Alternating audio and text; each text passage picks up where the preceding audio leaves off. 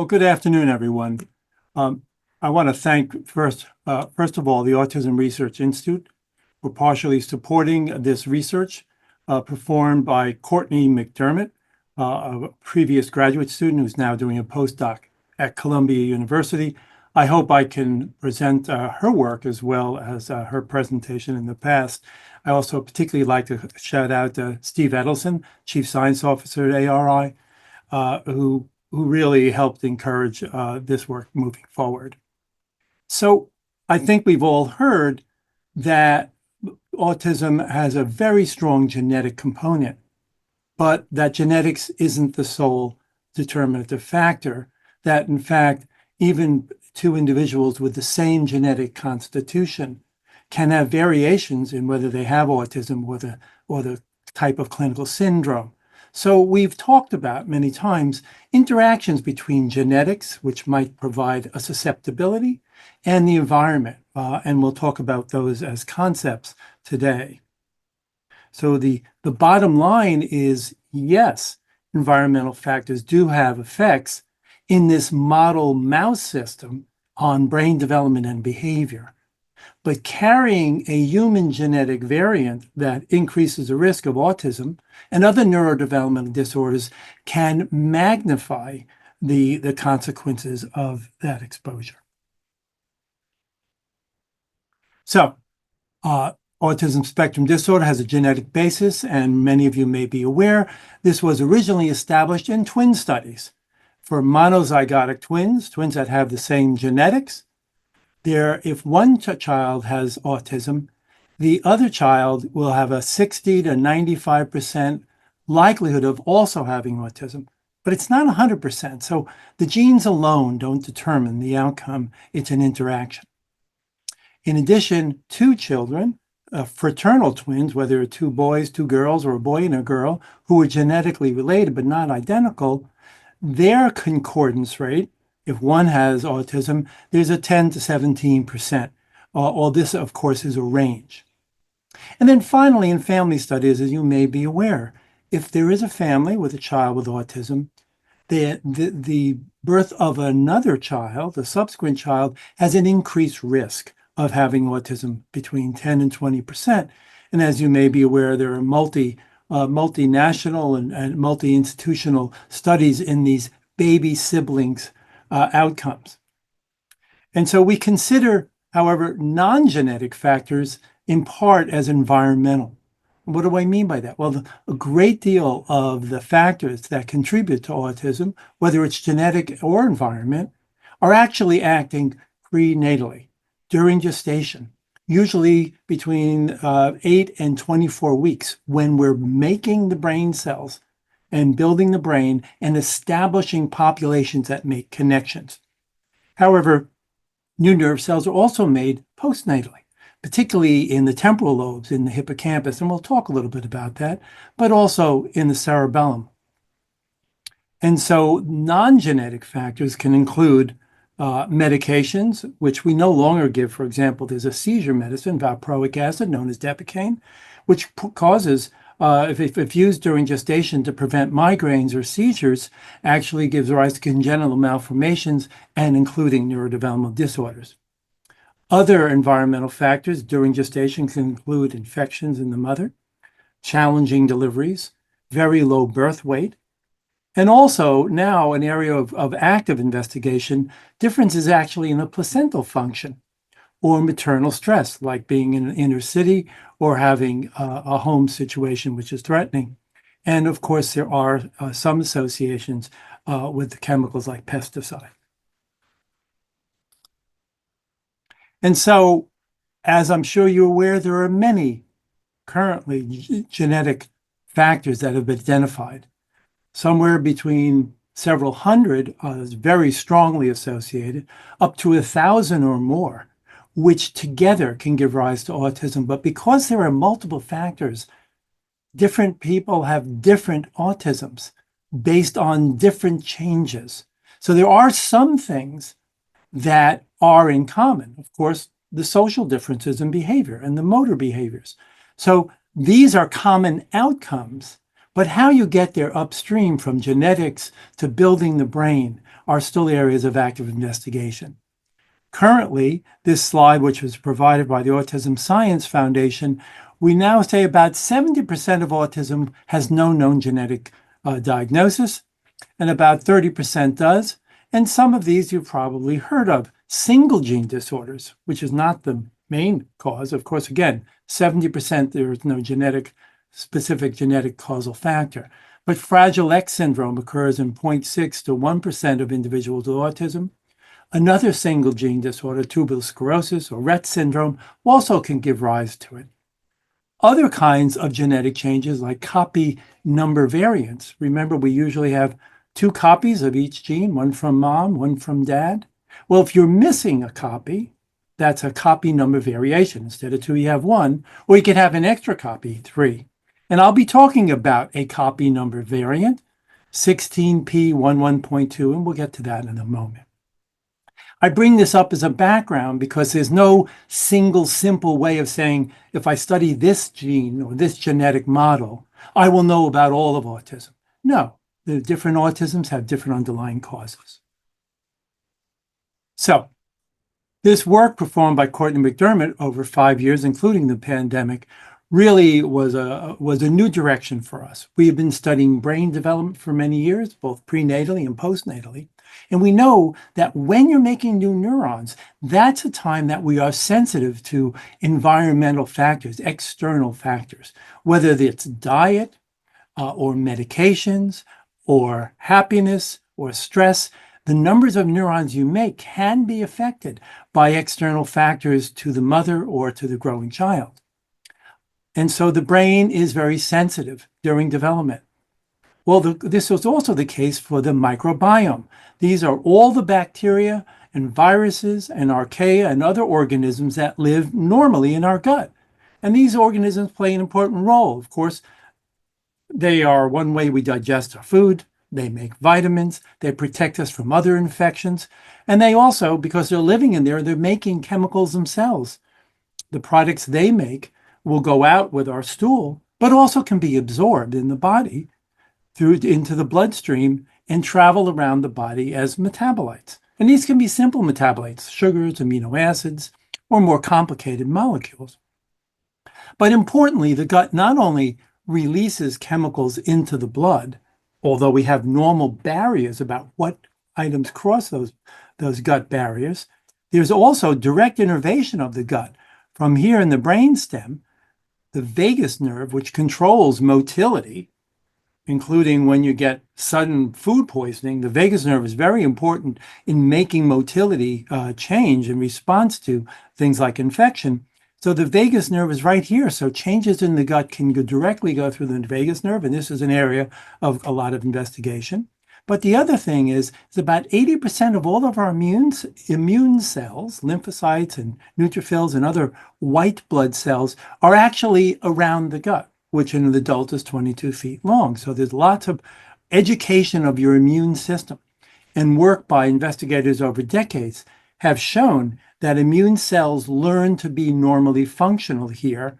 But if they're disturbed, this can give rise to childhood disorders like diabetes, obesity, inflammatory bowel disease, and more recently, now there's suggestions of contributing to neurodevelopmental disorders. So they're critical for normal biology, but also might be altered.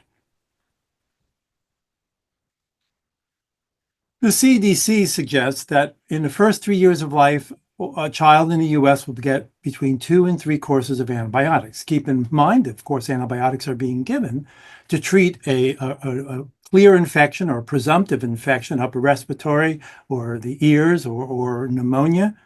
And so there are reasons for treating. And we, of course, use antibiotics that treat the bugs that we think are most important. So postnatal antibiotic exposure is common. It's a common environmental factor. And so a question we're actually asking is, if we look at antibiotics that are routinely used during childhood, do they change the microbiome? And do changes in the microbiome then have effects in brain development? Importantly, as you can see, though, we have lots of bacteria here. Once we take antibiotics, look, all the blue bacteria have gone away. Well, that was meant. That was meant to be done because we wanted to get rid of the blue bacteria, which might be giving you a problem. But then you have a different composition, fewer bacteria and fewer types of bacteria.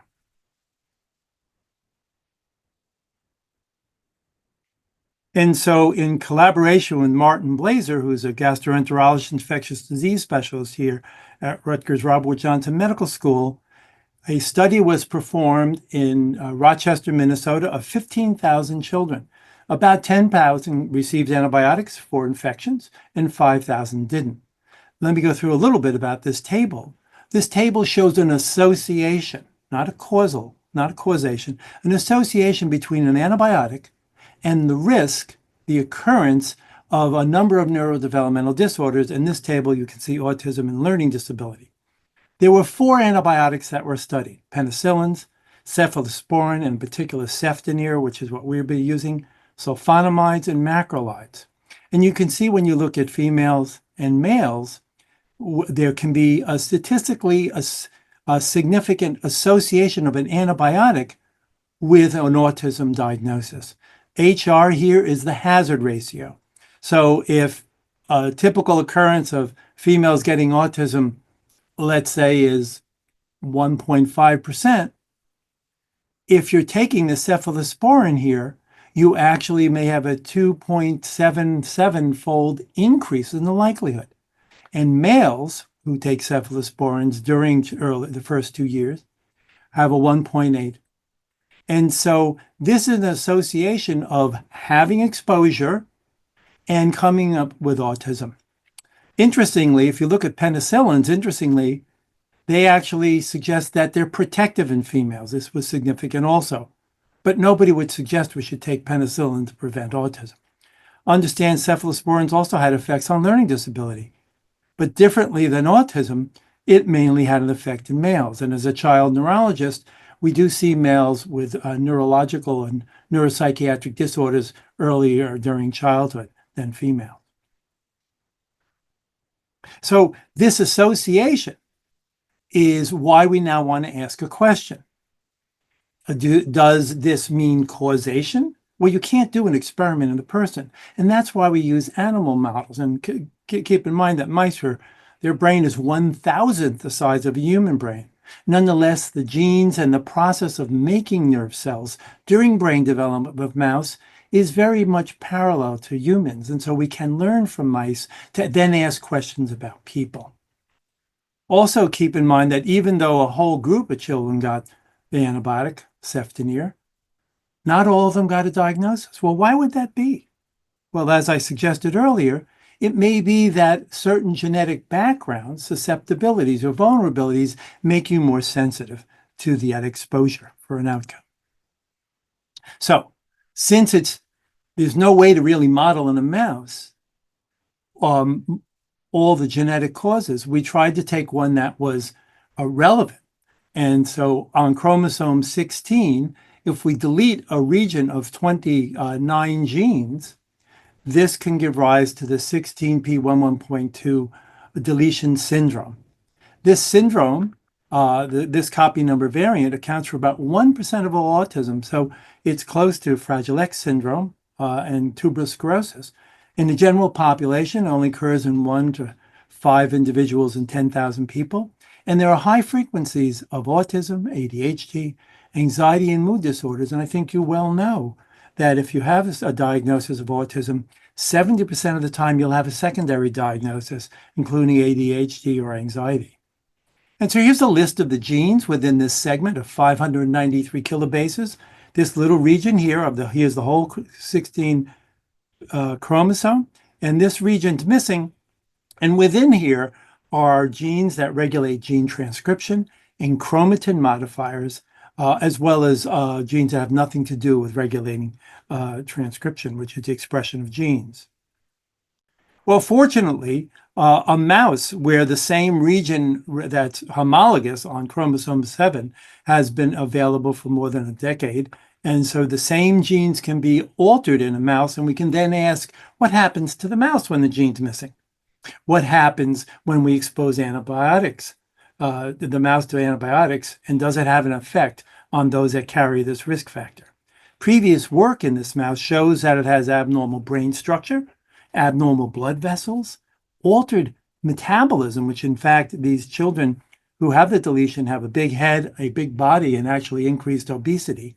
And we also see some of that change of metabolism in the mouse. And these mice have problems with anxiety, social interaction, and learning.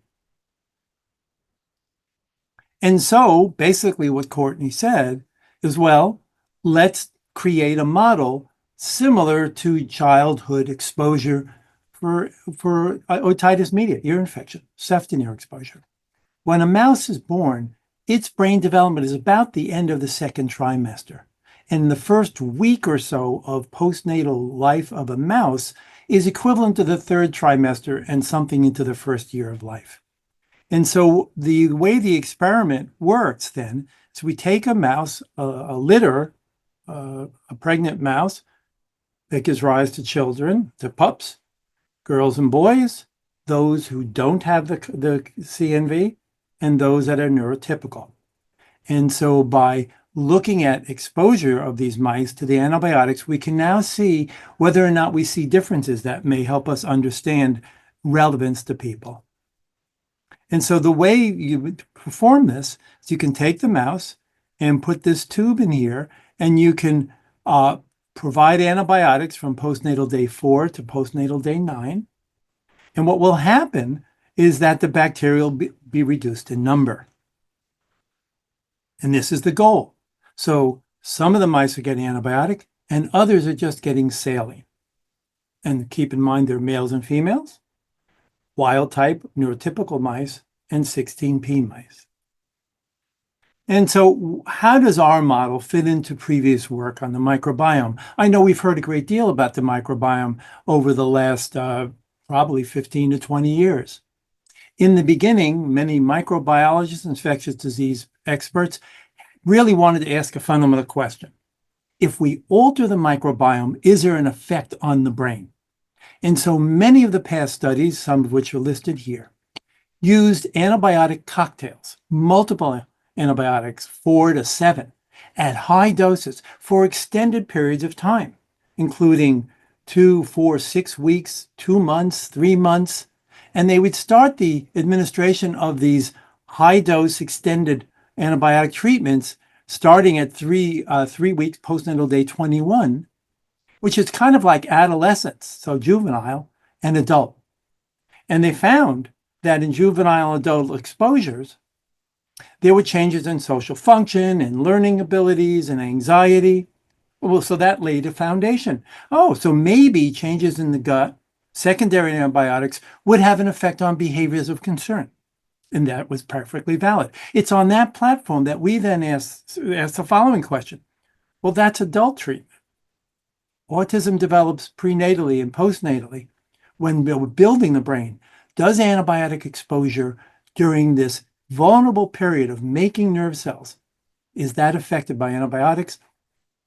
And so our treatment is from postnatal day 5 to 9, using a single antibiotic at a dose that's relevant to children's exposures. So this is a single antibiotic, short-term kind of clinical indication, and doing it in wild-type mice or 16p. And so the hypothesis is simply that this early life exposure will perturb the gut microbiome, and we speculated that this will selectively alter development of the hippocampus, which is really important in learning and memory and social behaviors. So the gut, just to give you an idea, after the exposure, we look at animals at 13 days and 21 days and in adulthood, and we can see the gut after the stomach. There's the ileum and there's cecum and the colon. And each of these regions, early on, this is digesting food, and then now we start to digest but absorb, and then the colon is absorbing nutrients but not digested any longer. And these different regions actually have a different composition. If each of these colors might represent a different bacteria, you can see the composition even within the same intestinal tract will change. And ultimately, down here at the anus, the feces will come out. And that composition will also be different. But we're going to talk today mainly about this middle region called the cecum. Humans don't have cecums, but this is an area of great diversity. And all of our studies have been done in all three. So what did we find with the antibiotic treatment from postnatal day 4 to P9? So we looked at 13 days, postnatal day 13. And what we found is, as we might have expected, the antibiotic caused a major change in the bacterial composition. We use the term beta diversity. If we look at all the mice that were exposed with saline, they are different than all the mice that got cefdinir exposure for 4 days. And this was at postnatal day 13. The mice here include those that got that are males or females and that are wild type or 16p. And these were all significant. So the antibiotic worked. And this is one measure, beta diversity measured by Jacquard distances. The second measure, called alpha diversity, talks about the richness of the bacteria. And you'll see here, regardless of whether you're wild type or 16p, male or female, there was about a 40 to 50% reduction in bacterial richness. So these two measures basically say that antibiotics change the microbiome in a predictable way.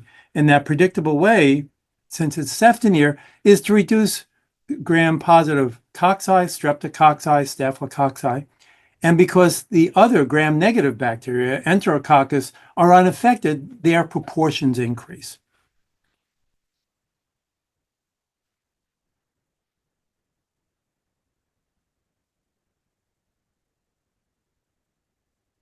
So what did we look at? Well, as I mentioned to you, the hippocampus. So right here behind your ears, this is the temporal lobe here, the temporal bone. So this is a sagittal midline view of a human brain. Here's a frontal cortex, which allowed me to make a plan to get on this webinar and actually speak in time. And back here is a visual cortex where we see. Down here is the cerebellum. And over here, which is hard to see, it's on the outside, is the temporal lobe. And if we look at the temporal lobe, inside that is the hippocampus. And the hippocampus is particularly notable for this green V-shaped area called the dentate gyrus, where even us humans are making new neurons as we learn, although we're not exactly sure when that goes away. But rats, mice, and monkeys make lots of nerve cells throughout life during the times of learning. There's also another large population called CA123. Today we'll be looking at the dentate gyrus because we know new neurons are being born, and this is exactly what's going on between birth and 2 years while you're learning to speak and learning to navigate in the environment. And so how do we study new nerve production, neurogenesis? Well, we can look at cell cycle, the proliferation cycle. You start with a cell. It has to grow twice as big during gap 1. If you're going to divide in half, you better reproduce all the molecules. Then you synthesize new DNA in S phase. And then the cell undergoes mitosis to go from one cell, to 2 cells. And so what kind of markers can we use as a way of measuring if there are changes in hippocampal proliferation as a result of antibiotic exposure? Well, we can look at a regulatory protein called cyclin E, which goes up if we enter S phase. We can measure S phase, synthesis of DNA with incorporation of this DNA analog. And then we can also look at stem cells in general, which express this protein. So we looked at cyclin E, incorporation of EDU, and Ki67. All of them are markers of cell proliferation. So what did we see? Well, I think you can see this, and I'll point it out here. This is cyclin E protein. These little black bars. What we do is we take the hippocampus, we grind it up, and we measure it in the called a Western blot. GAPDH is a molecule, so it's a housekeeping molecule. All the cells have it, and this just tells you put the same amount of material there. But if you look here at the 16p animals, at the males, the animals that got cefdinir have about 50% less protein, indicated by a light gray bar, compared to the animals that got saline. So this is a marked reduction in cyclin E, and that's right here on this graph. 16p males exposed to cefdinir in blue compared to the ones that got saline are in gray, a 50% reduction. Meanwhile, if you look at the females, 16p females, when they got cefdinir, they went up. So this is interesting. This antibiotic and environmental exposure, antibiotics, changing the microbiome, which is also an environment. It's a biochemical environment in the body. Both of those environmental factors had effects only in 16p animals. So this is an example of genetic risk variant making the response to a common environmental change different. So gene by environment interactions occur. Well, I told you we ground up the hippocampus. That's like fine, but what about the proliferative cells themselves? And so let's show you. Here's that dentate gyrus, the V. In animals, it got saline. You see these red dots? These are stem cells that have Ki67. And after cefdinir, in the 16p males only, indicated from gray here to blue, is reduced by 35%. Well, this is parallel to the change in this protein. So the reason this protein went down is because there are less stem cells. And not only are there less stem cells, there are less cells in S phase indicated here when you compare saline exposure to cefdinir for EDU incorporation.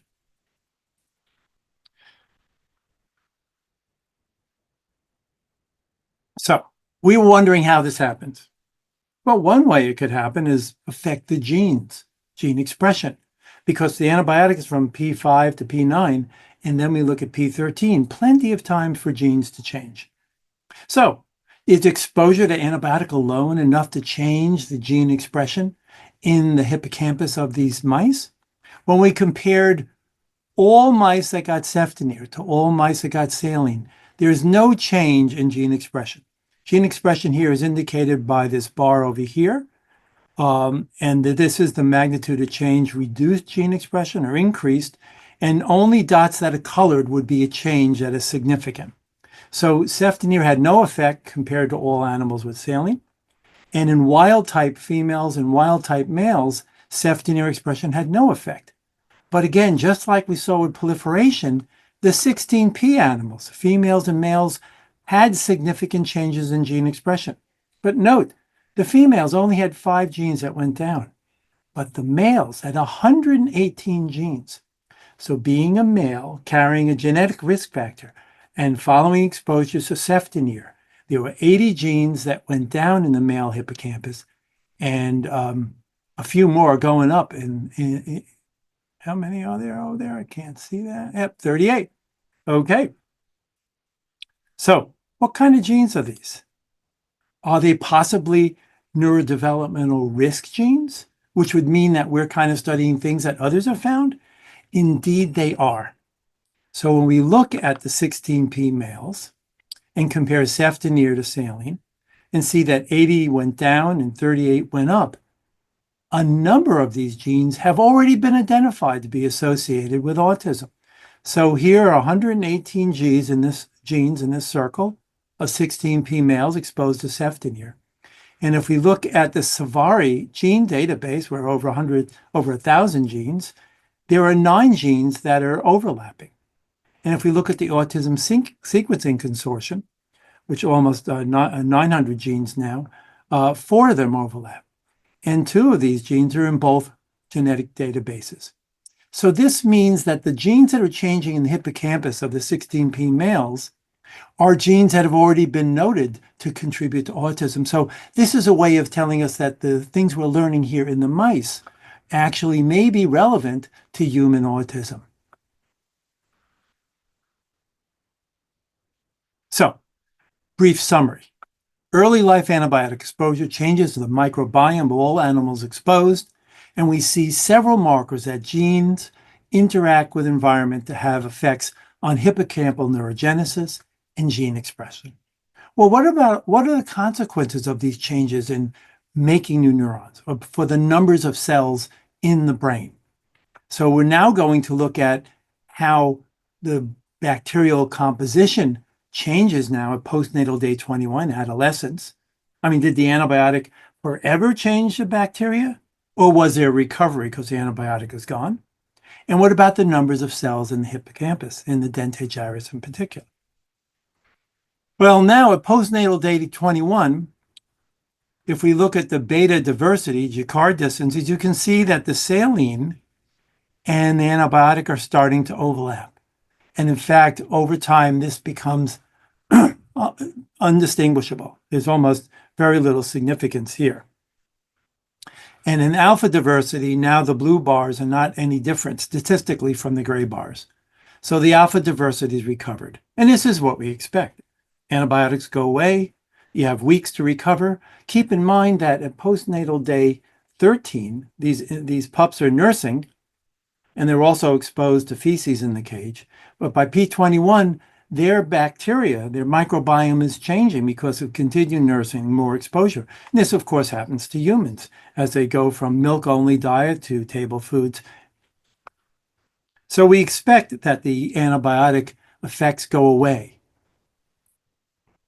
So how can we look at the numbers of cells in the hippocampus? Because if you change the proliferation, you should have an outcome on brain cell number. So here's the front of the brain, hip frontal lobes, occipital, and the cerebellum.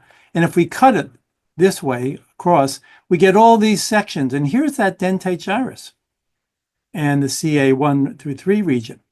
And so using stereology, we can actually zoom in and look at those cells and count them precisely. And so we asked, if we change neurogenesis, did we change the numbers of cells in the brain? The answer is yes, but some of it was a surprise. So if we look at the dentate gyrus here, and we count the numbers of dentate gyrus neurons, you can see the saline neurons here. And after cefdinir in the females, there was a marked increase. This was kind of unexpected because, as you saw earlier, we did see changes in cyclin E, but no changes in S phase of Ki67. But the changes in cyclin E suggested the females might make more dentate gyrus neurons, and here they are. This might underlie capabilities in social activity or motor or location behaviors. Surprising to us, even though the males made less cells, they didn't make less dentate gyrus neurons. But in fact, the males did make less cells, but in this case, they were astrocytes, glial cells that express this marker called SOX2. So again, the antibiotic had effects on cell proliferation in the hippocampus, but only 16p animals, male or female, had effects on the numbers of cells made in the brain. Well, now what about the effects of these changes in building the brain and in gene expression? So what Courtney now did is she did a series of tests from postnatal day 21, adolescents, to 3 months of age 90.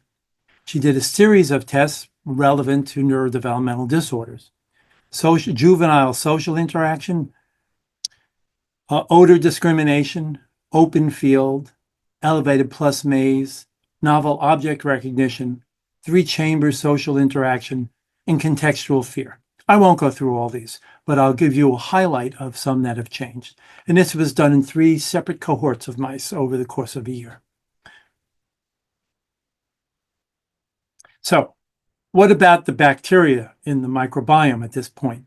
Well, because we actually collected the feces of the animals at each of these days from P21 to P80. And this is a Jacquard analysis. And you see none of those circles because there's no difference between cefdinir exposed animals or not, regardless of whether they have 16p or wild type genotype. So there was complete recovery. In addition, not only does the Jacquard beta diversity, the alpha diversity also recovers. So any changes in behavior we might now see from P21 to P80 are not because the microbiome is different at the age we're testing the behavior.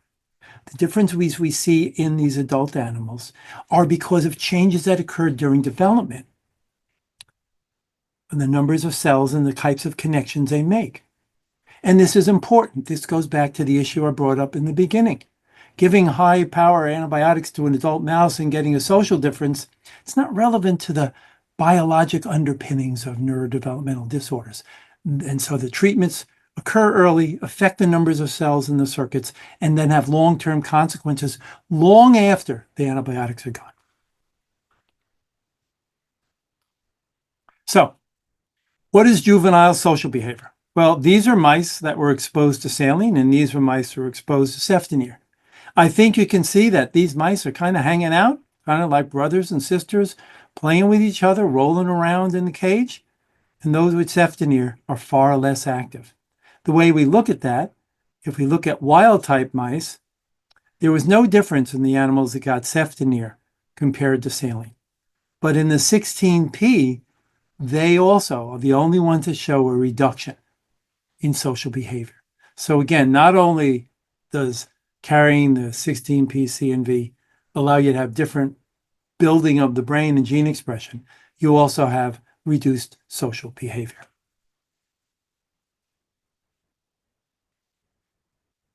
Now, it's important, us humans use our eyes a lot in making social decisions, but mice don't see so well, particularly these white mice. But they do use olfaction, smell. And so you have to test their ability to smell odors, not only environmental odors, but social odors, which is basically urine. And in fact, what Courtney did, she found no differences in these mice in detecting vanilla and banana or social odor number 1 or 2. So it wasn't because they couldn't smell the mice. It's because they have a difference in social interaction based on other areas of the brain. What about being a teenager, taking high-risk activities? Well, mice actually like to remain in enclosed areas. It's safe to have walls around you. Whereas teenagers whose frontal lobes may not have developed as much like to kind of take risky behaviors, go out here in an elevated platform high above the ground. And so the question is, how do mice decide, and whether they decide to remain in an enclosed area, open arms? Well, if you look at this enclosed area, these colors of yellow, red, and blue is where the mice have traveled. So you can see saline mice don't go laterally. They mainly stay in enclosed arms. But the cefdinir animals do go in the open arms. And which animals did it occur in? Interestingly, it occurred here in animals that had 16p cefdinir exposure.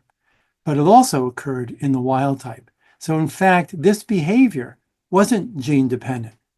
It was whether you were exposed to cefdinir. So saline exposed mice didn't take a lot of risks. All mice exposed to cefdinir as a group had a greater propensity to take risky behavior.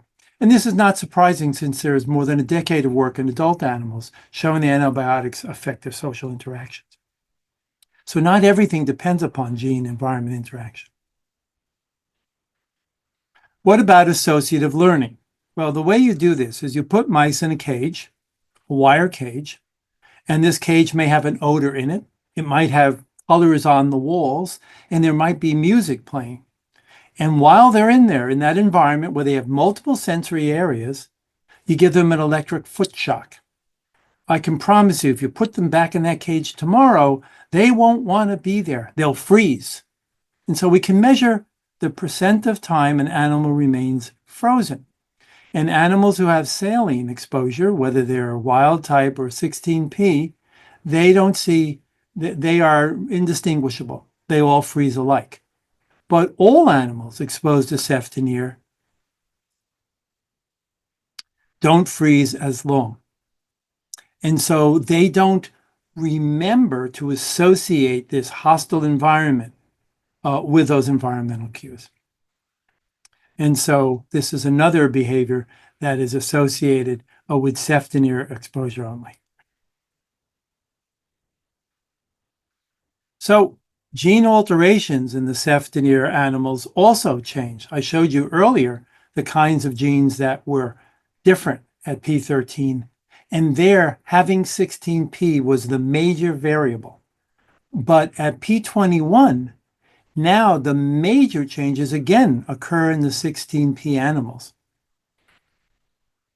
And only in the 16p males do we see a lot more genes that affect pathways of brain development. So now there are 260 genes. Remember, there were 118 before. Now, from postnatal day 13 to 21, the brain is maturing. Lots of things are growing and changing. And there's a lot more overlap with autism-related genes in the Safari or autism sequencing databases. And it affects things like making neurons, making glia, extending processes, axons, myelinating those, making cell adhesion, and vesicles that are involved in releasing transmitters.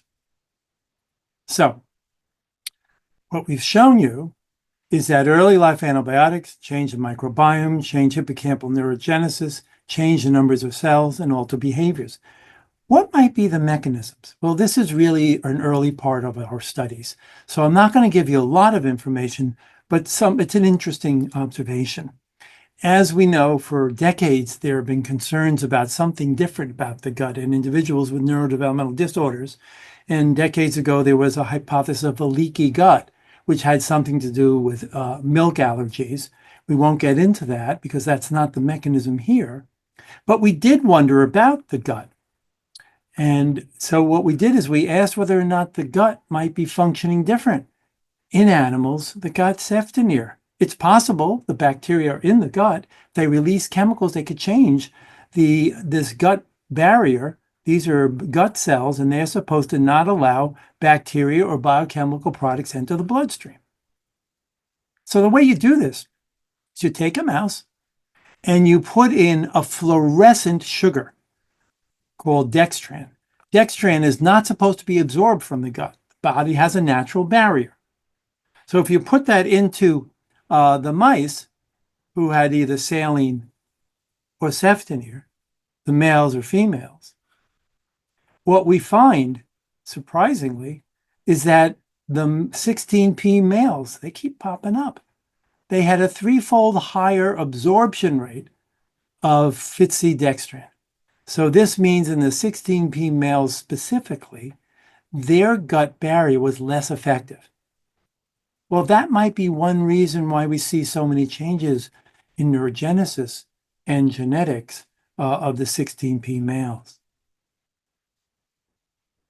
And so if the barrier to the gut chemicals is altered, could it be that there is increased absorption of materials from the gut into the blood? Well, this is what Courtney decided to look at.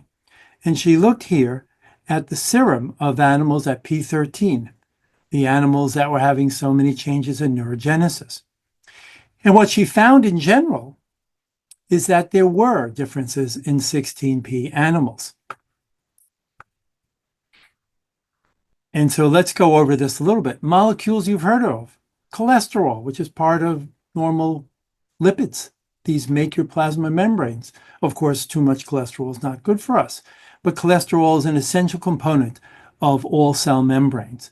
And cholesterol esters were significantly decreased in animals exposed to antibiotic in the 16p, but not wild type. Also, sterols. These are small molecules that are part of brain hormones called neurosteroids. And these are also affected in the 16p animals. And if we look at the list of molecules found in the blood of wild type animals, even if when they're exposed to cefdinir, you see these 4 molecules. But if you look in the 16p, look at how many changes that are induced by cefdinir. So this represents the 16p animals. Remember, humans with this deletion syndrome have changes in lipids and metabolites. And here the mice also do. And when exposed to the antibiotic and the changed biochemistry, they have many more things in the blood. Well, this is a lot of molecules to follow up on. This will be a future area of research.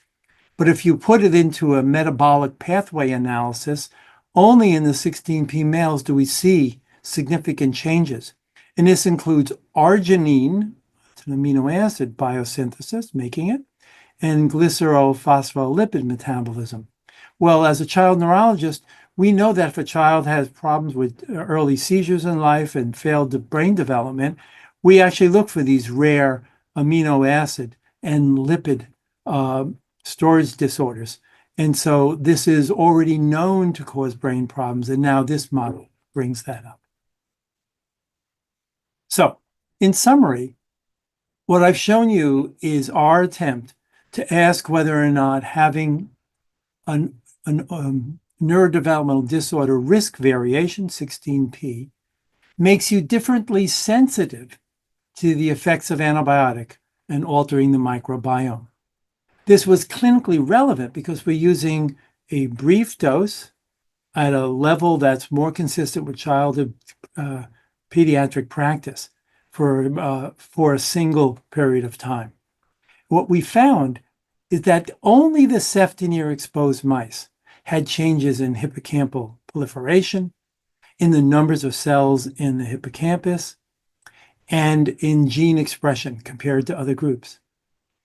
And this demonstrates that a genetic variation makes you more sensitive to early life antibiotic exposure. And this might be why in those childhood studies, only a subset of individuals when exposed to antibiotic had a different outcome of a neurodevelopmental disorder.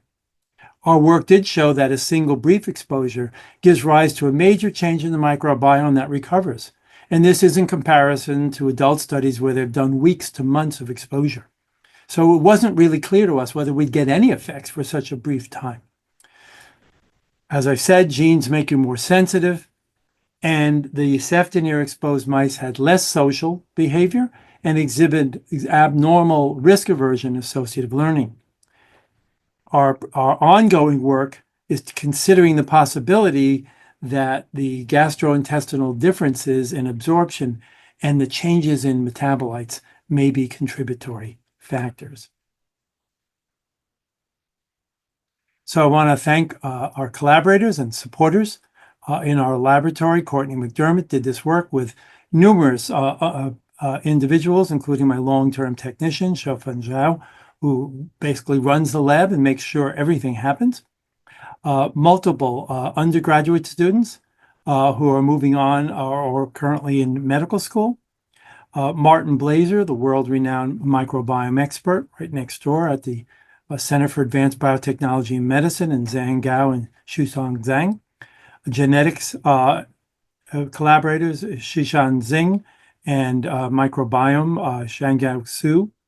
And our funding from the NIH include an F99 to Courtney McDermott, who's now using that at Columbia University for further training, as well as a Translational Science Award, and the New Jersey Governor's Council on Autism Research that funded her work. The laboratory, of course, acknowledges, of course, the important support by the Autism Research Institute and other foundations, including the Lurie Foundation, MindWorks Charitable Lead Trust, and New Jersey Health Foundation. The ENCH Fund for Microbial Diversity has funded Martin Blazer's work, and these studies were, the representations here were done with GraphPad Prism and BioRender. I thank you for your attention, and I look forward to questions. All right, thanks for that great presentation. First, I just wanted to share a comment from an attendee. They're saying, thanks so much for sharing this hard work. This is a wonderful presentation and such great information. So thank you for all of the in-depth information, but also explained in a way that, you know, a lot of us can understand. So truly appreciate the translational aspects of that. There are lots of questions here. There are common themes here. If people want to type their questions into the Q&A section, that's where we are reading them from. The first question I've got here is, according to your animal model, newborn mice that parallel third trimester pregnancy in humans, do you assume that the human fetal gut is already colonized by microorganisms? So is that the assumption in the work? No, that's a very good question. Although there were some reports about 12 years ago that newborn mammals might have a colonized gut, that is no longer believed to be the case. And we are not making that assumption here. So there's no question that you're actually looking at a variation from human biology. So postnatal day 5, the issue of where the brain is at is an area of controversy. So it actually depends upon which part of the brain you're looking at. The cerebral cortex is probably in a mouse is very close to the cerebral cortex of a newborn human, whereas the hippocampus is different, and the cerebellum is not even made in a mouse until postnatal day 10 to 15. And so different regions have different time frames. So I was giving a general, and so we are not trying to suggest that there's bacterial colonization of the human fetus. That's just the limitations of designing models. But we didn't want to wait so long that proliferation was drawing to an end, and we might not see responses that we could get reliably in this experimental model. Okay, great. Thanks. This next question is there any hypothesis or thought about which the genes in the microdeletion might be most responsible? So transcription factors or chromatin modifiers, any other thoughts about that? Yes, thank you for that question. Anybody who studies a copy number variant, we study several, is always challenged by this. There is a suggestion that transcription factors, MAZ, M-A-Z, is one of them. It interacts with c-Myc. It was originally discovered and extensively analyzed in cancer, where a lot of our studies in neuroscience derive from information from other areas, particular cancer where proliferation is big. And I'm looking at a proliferative process in a normal brain. And c-Myc is a well-known cancer risk gene, and anything that would interact with MYC could impact proliferation. The chromatin modifiers as a category, you're correct, are an area where a large number of the defined genes by Safari or Autism Consortium, Genetics Consortium, transcriptional regulation by chromatin modifiers is a major area of disease. So those would be important. But there are others. Growing axons and dendrites, the way we make connections between nerve cells depends upon actin and microtubule cytoskeleton, the skeleton of the nerve cell. And TAOK1 works on actin turnover, so that is another area of interest. And I'm sure there are some others, but those are the ones that particularly come to mind. Okay, great. Related to all of this, I got a question about pregnancies. So have you in your lab, and I apologize, I'm not more familiar with the previous work, but in your lab, have you done any studies on gestational mice and some of the connection to this? So during pregnancy, if there's impact, or is that something that's coming in the future? More the latter. We haven't been doing the gestational mice. We have, this is slightly off topic, but I think of interest. Because as I think the person asking the question is well aware that doing exposures during gestation is a really important area, and there's some really beautiful studies out there. We have been looking at vaginal delivery versus C-section in mice. I think the current human data do not suggest that C-section impacts neurodevelopmental disorders, but it is a question. It is known in humans that C-section infants have changes in childhood disorders, very much like those exposed to antibiotics. So work by Gloria Dominguez-Bello here at Rutgers, who studied in South America comparing children with C-section versus vaginal delivery. There's an increased risk for diabetes, obesity, asthma, eczema. And there are questions about, and the study is still ongoing, it's going to take a decade to see whether there are impacts on neurodevelopmental disorders. So those works are comparing the microbiome of infants, because infants born vaginally are exposed to mother's feces in the birth canal, which is the way we inoculate typical infants. And of course, breastfeeding, whereas C-section infants are born onto gloves and the environment, which are staph and strep and other environmental bacteria. So their microbiome does differ, although over time they become similar to each other over years. All right, great. So that's research people can dig into a little bit from other sources, but also more in the future. Yeah. Okay. So I don't know if this is a question you can answer or not, but the question's about gut-induced inflammation due to dysbiosis. How does that relate to the blood-brain barrier? Is there any specific information you can share? Obviously, you touched on this in your talk, but any more insight or places where people can learn more? There There is some work done by Elaine Shao. Her references are present here. And there's also work by Betty Diamond on Long Island at the Feinstein Center. She's an immunologist who's worked with Bruce Volpe on brain development. And she's looked at changes in gut and consequences for blood-brain barrier. Thank you for bringing this up. We actually did the blood-brain barrier initial analysis in these animals. The blood-brain barriers, for those who are unaware, blood vessels basically cannot transfer material directly into the brain. There are barrier cells, which include astrocytes and microglia. So they actually selectively transport things that belong in the brain. But immune cells can release molecules like cytokines and other regulators of immune function, as well as themselves migrate across. And so the barrier proteins, the adhesion molecules, include molecules like claudin 5 and blocking on one of the other ones, but we did do initial Western analysis. Oh, the other one's claudin 5 and claudin. We looked for levels to see whether they changed. We did not see it in initial studies, but we haven't done an extensive one. But I think that's an area that deserves more attention because if the biochemistry in the blood is different, you certainly, and that it does suggest it alters the barrier here in the 16p. We were really hoping that the 16p male mice might have a change. Our preliminary did not support it, but it's a good question that it warrants more investigation.